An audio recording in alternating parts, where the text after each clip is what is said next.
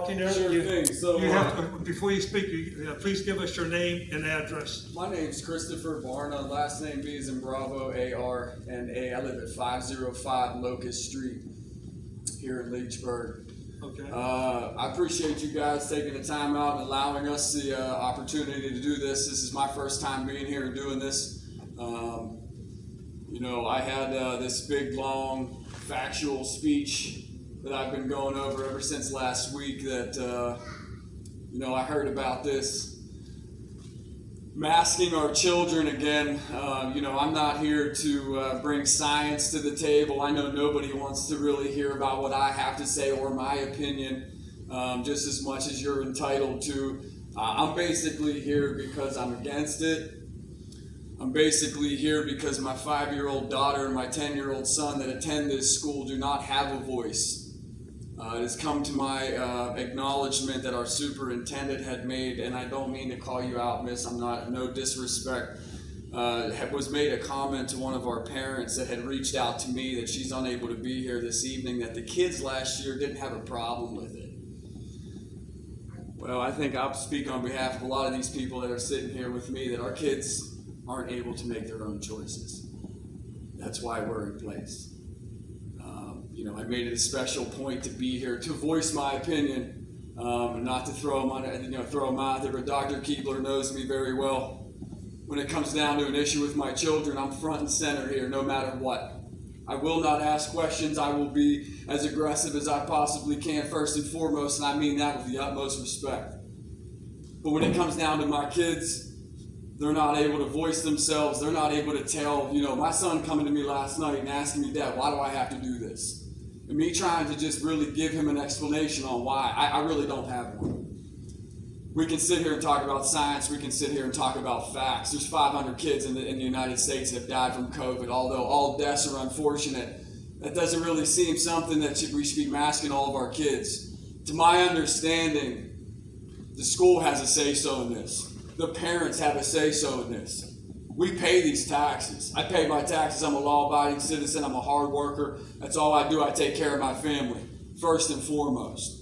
And I'm here to stand up against this. No matter, I'm aware of an allocation of $1.4 million that this school is going to get if we go about these mandates. I could be mistaken. Who's going to go against $1.4 million? Anybody?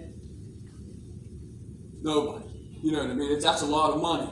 But at the same time, we're putting in a brand new football field. At the same time, our taxes are going up. So at the same time, I feel like as a parent who, there's a lot of parents that don't care, that aren't here. And I refuse to be one of those parents. It breaks my heart to see my 5-year-old daughter knowing the health effects of putting a mask on your face. I've seen a bunch of you guys up here already touching your face, moving the masks around. I'm not meaning to call anybody out, I promise. But you know what I mean? I know the little kids aren't going to keep the hands away from their face. And I'm not here to preach science. I'm not a scientist. I'm a tree climber. I'm just here on what I know, what's best for my kids. And I don't see any governor, any president, anybody, school board, anybody telling me what's good for my kids. I pay the taxes. I pay the hospital bills. I do. But again, as far as $1.4 million in allocations, ladies and gentlemen, who am I? Nobody. Nobody's going to go against that. And that it breaks my heart to see my daughter put on a mask to come to school. Knowing that 30% air restriction. A parent just reset something this evening here. I'm not going to say who. Gym teacher won't let them take their masks off. Does anybody just breathe in carbon dioxide for fun? And again, I'm not here to speak science. I'm here just on behalf of an angry American father. We pledged allegiance to that flag for the freedoms that we have in this country. And by golly, I swear to you, all of our freedoms are getting stripped right from us. But before this Lord strikes me dead on this earth, I swear to you that I will always stand up for my kids, whether they're 45, 25, or 10, regardless. But we pledge allegiance to that flag for the freedoms that we have. And for me to come up here, I have the freedom to preach to you guys or to give you my 2 cents. And I appreciate that.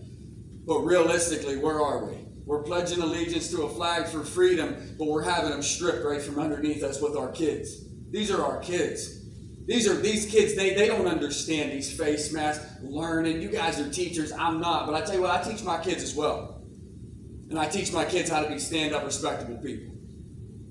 With face masks, I just don't see it. I don't see the science, the numbers don't add up, the science doesn't add up, and I know you guys got a big voice to be able to stand up and say, you know what, we're not gonna go along with this. And I'm telling you right now, whether you're with it or not, your opinion doesn't supersede mine, and that's a fact. But you guys stand up. You have an opportunity right now, all of you, to make a decision, to stand up and say, we will not take your $1.4 million and go somewhere with it. Up my taxes. I'll start a GoFundMe page. I'll contribute to it first and foremost. But I cannot see this happening with our kids. And you guys, I swear, it takes one person, one school board, one administration, one district to stand up and say enough is enough. Kiski will fall in line. Freeport will fall in line. Butler of everybody, you'll see it fall in line, and you guys will be the heroes. You'll be the ones who started the change. And I'm not here to say be this or that. I'm just here stating as an angry father, as you could probably tell, I'm just upset. I'm upset. I know that I'm doing my research with the health effects on my kids, and I want to know if something happens to my kids, who's liable? Who's CPR certified? Who's going to save my kid? You have about a minute left. I'm going to digress, sir. I appreciate your time. Appreciate your I comments. appreciate you guys listening to me. And I just want everybody to know, Mrs. Nix, I didn't mean to throw you out there. By all means, I did not mean to throw you out there. You guys have a difficult job, and I'm not going to say that you don't. But these kids deserve a childhood. Okay. Thank you, Chris. Appreciate that.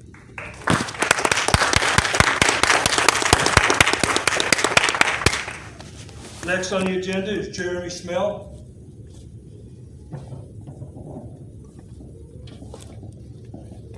Mr. Smell, just please give us your name and your address, please. Jeremy Smell, 150 Hill Road, Leechburg. Thank you. Yes, sir. First of all, thank you everybody for taking the time out of your evenings and listening to us talk tonight. We certainly appreciate it. We know that you're sitting in a tough spot. We understand that. You know, everybody here knows that you're being tasked with some of the hardest decisions that a school board probably ever had to face. Okay, and I don't envy you in any way, but we do expect you to do what's best for our children.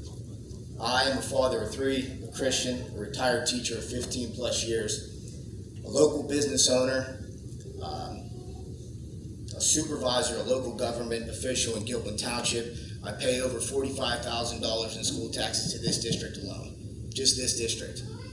And that's not adding all my taxes up, that's just the school taxes. My oldest daughter does not go to school here, but that doesn't mean that I can't stand up here and speak for children in general. My daughter goes to a Catholic school because it aligns with our religious and moral views that my family has taken on. Earlier this week, I was up early and going to work on a house, and I saw kids at a bus stop. And you know, as a teacher of 15 plus years, I saw a lot of young faces throughout my career. And you can tell a lot from a student's face. You can tell, you know, where their mind's at, where their heart's at, whether they're happy, whether they're sad. And I saw those kids at the bus stop just sitting there looking dejected. Absolutely dejected. You couldn't tell whether they were happy, sad. It's the first couple of days of school. You know how kids are running around, they're excited. That was not the scene. That was the scene in downtown Leechburg. I guess they weren't waiting for the bus. They were on the way to the bus. I should be a little more clear here. But anyways, let me get to my points here. Masking is at the root of this, or is that the reason we're here, but it's not the issue. The issue to me is bigger, right?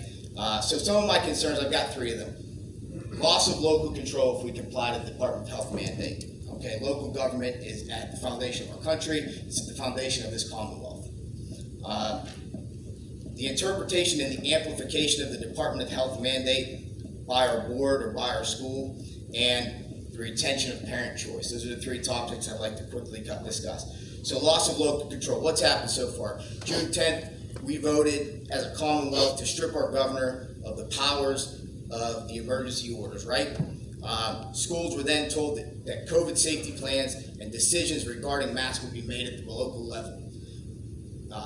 our board at some point determined that masks would be optional, along with 415 other school districts out of 474. 85.7% of our schools in the state of Pennsylvania chose to be mask optional at the start of this year because they listened to their constituents. They listened to the parents, and they took that, and that's the decision they made. And everybody was pretty happy with that.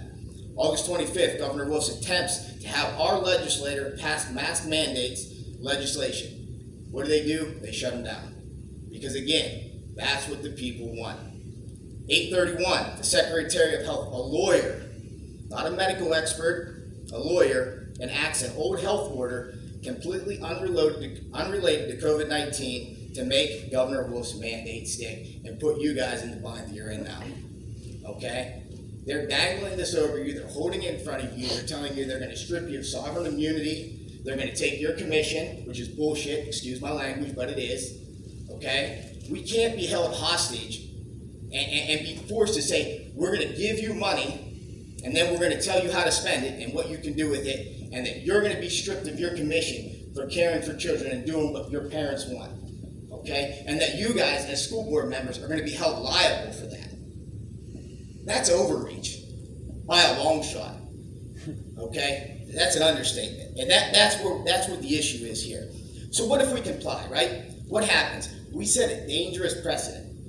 Okay? And this is where you're sitting right now as the decision makers for the school district. We set a dangerous precedent. And that precedent is that we will comply to the state. We will give up local control, and we will allow the state to dictate how we run our schools. You step on that slope, there's no coming back. There really isn't. Okay, you're going to lose control of your school, and the state will be in charge. You do not want. Nobody wants that. We don't want that. Do you want that? I don't Does want anybody that. in this room want that? I don't know. Absolutely not. We lose our freedom, our autonomy for ourselves and for our children. So the interpretation and the application of the Department of Health mandate, okay? We were given guidelines, correct? Then we amplified them at our own accord. You decided to make the restrictions more stringent, okay? You can read these how you want, but nowhere in there did it say that we had to have a physician-signed medical signature. For exceptions, not exemptions, exceptions. You have the right to determine what an exception is or what an exception isn't. Okay, and if, again, just like Chris said, if we do this, we can set the trend. We can set the trend for other districts. I know Armstrong is fighting a battle right now, and I believe that you work for the same firm that represents Armstrong. Is that correct? Okay. I've been in talks with them, and it sounds like that they're ready to kind of flip their take on some of these things. Okay, and I think it has to do with exception. And that's kind of what I would hope to see you guys do. Going to a 504 plan is absolutely ridiculous. Okay, that is for extreme medical reasons. That's not what we do when a kid. I was a kid. A kid comes in with a broken leg. Is he going to get a 504 plan? That's asinine. Okay, and that's what we're doing. We're making it more difficult for our parents to get what they want. We're going to have to jump through this, you jump through that, you go through a 504 plan. That's unheard of, and again, unprecedented. Other things, retention of parent choice is really what we want, okay? Let's look at this. What metric can we use? The start of the school year is the metric we can use. You guys open your doors with optional masks. 5 to 10% of your kids wear masks. My guess. I'm talking with students in your district. How many kids do you see? 5 to 10% is a general guess. What does that tell you? That tells you what they want and what their parents want. There's no better metric than that. It's right there in front of you. Parents have had 18 months to live and educate with this virus being present. We are capable of assessing the risks of our children and acting accordingly. Okay? Parental wishes have always been accepted as medical and legal matters for the most part in schools. Why is this one different? Why are we looking at it different? There's been so many times when I was a teacher that you get a note from a parent and you just had to take it. You had to accept it for what it was, and we would bend it 2 minutes ago. Thank you. We would bend over and we would bend over backwards for parents. Where is that time gone? Why are we changing our tune? Because the governor, because the Department of Health, because our health secretary is telling us what to do? We're giving up local control. It's dangerous. This mandate interferes with our ability to raise our children based on our own moral, religious, and values. It interferes with that directly. And that's at the core of this country. It's freedom. You know, another thing we can't tell, we have no idea, nor can we speculate the long-term adverse effects that these masks may have on these children. Nobody knows. There's no science. I mean, there's probably some scientists out there doing studies, but we don't know what it is because it hasn't been around long enough. You know, I can't tell whether you guys are annoyed by me, whether you're happy that I'm here, and I'm not saying that because you're not responding to me. I'm saying it because I cannot read the facial languages that you would be putting out.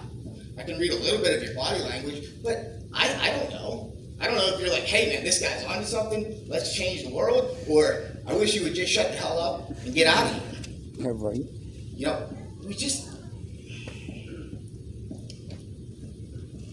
I guess I'll end with a couple things, and then I'll give the stage to somebody else. We know that the risk of COVID-19 is low to children. You know, very few children under the age of 19 have died nationally or locally. I've spoke with your district attorney, Ms. Charlton. I spoke with Leechburg and Gilpin police chiefs. I spoke with Mr. Andring, or Judge Andring. I spoke with other local districts. There's no law that they're going to enforce here. They said that blatantly, point out to me that they're not going to prosecute, enforce, or arrest anybody in regard to this mandate. So here's what I'd like. This is a solution that I would present and hope that you would Sum it entertain. up here.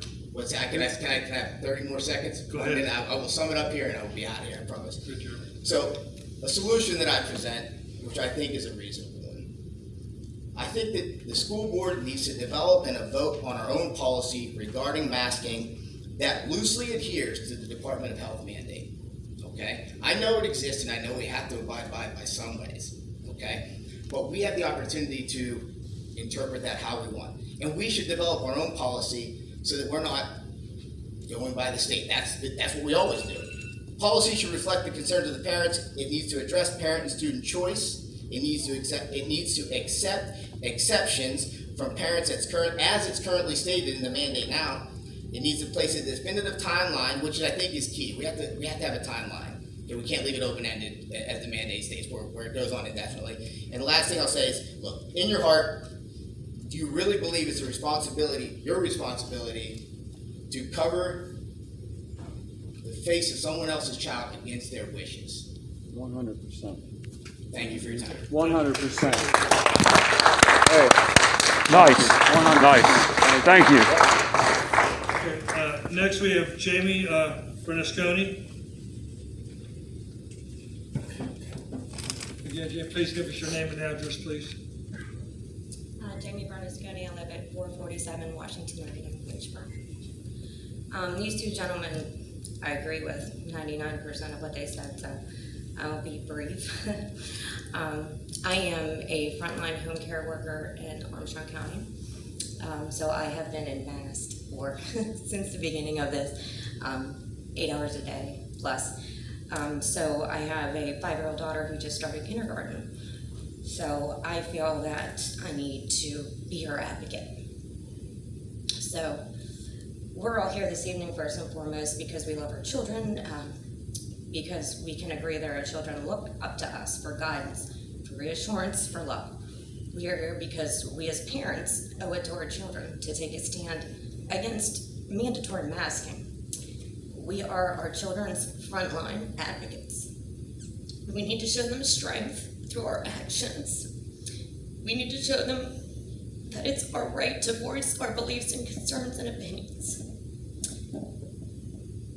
I feel that no one should have the power or authority to mandate a mask for my 5-year-old daughter. Less than 2% of all cases, children under 18 are the lowest risk group. Fortunately, my daughter, who is 5, is healthy and at a very extremely low risk. I just would mainly advocate for the parent to decide it's okay to wear your mask, some parents, or if you don't want to wear a mask, you don't have to. I just have the problem with the mandatory masking of a child that young with such a low risk. Yep. And that's all. 100%. Heck yeah. Thank you. Thank you. Last, we have Matt Jagodzinski. Yeah. Jags. No. Oh, I have a bad temper, man. Me too. Real bad temper, brother. Matt, if you give your name and address, please. Matt Screaming after 10 Jagodzinski, I live in seconds. 1407 Shirley Drive in West Leechburg. And I appreciate you taking the time and letting me speak. I really wasn't planning on talking, but I feel like I need to voice my opinion to all of you for my kids because they're not able to do so. My kids started the year without masks. They loved school. Now they come home and they're miserable. They hate wearing the mask all day. Can't say that I blame them. 10 minutes in here, 20 minutes, whatever it is, I want to throw this thing away. I can't stand wearing it. I can't breathe. I'll be short and sweet. I just feel like there's no reason why, from a mandate that says there's no legal reason to have a doctor's excuse, why I as a parent can't write an excuse and say my kids do not need to wear a mask because that's my choice. That is my choice. They're my kids. They attend this school. I pay taxes. I'm a citizen. And I think that everybody should have that option. I'm not saying that nobody should wear a mask. I'm saying that if you want to wear a mask, great. If you don't want your kids to wear a mask, they should not be required to. There's nothing legal in that mandate that says you have to have a doctor's excuse to have an exception for this mask mandate. And I feel like we are losing our rights as parents, and sooner or later we're all going to stand up and say enough is enough. And this school's going to go from, 600 kids to 400 kids, and that's really going to be detrimental to this Just district. get a 0. 100%. There are going to be a lot of people who pull their kids out and purposely go to charter schools to make sure that the money that we pay in taxes goes to our kids in that way, shape, or form. And I'll be the first one to do it. I'll be right I'm behind Yep. not waiting around. I'm not Fighting in leaving the first them place. back. And I feel like we should have options as parents. And you're stripping us of those options because of a governor who didn't get his way, and now he's out for revenge. And he's using all of you as his pawns in his game. And I would never want to be that pawn. No way. Not to do that to kids. Not to let them come home and watch their faces as they hate coming to school now because they don't want to wear a mask. And I don't blame them. I'm to the point where I'd rather them stay home and miss a whole year than have to deal with this. And I just feel like I'm not the only one. I'm standing up here, I'm voicing my opinion, and that's all I have to say. Got your back, brother. Yep. 100%. Heck yeah. 100%. Okay, that is everyone that we have on the agenda to speak, on agenda items. Appreciate the comments by everyone. As we all realize, our comments, pros and cons versus everything, that's just the way it is. That's the way it always will be, no matter what. We're going to continue through the rest of our session.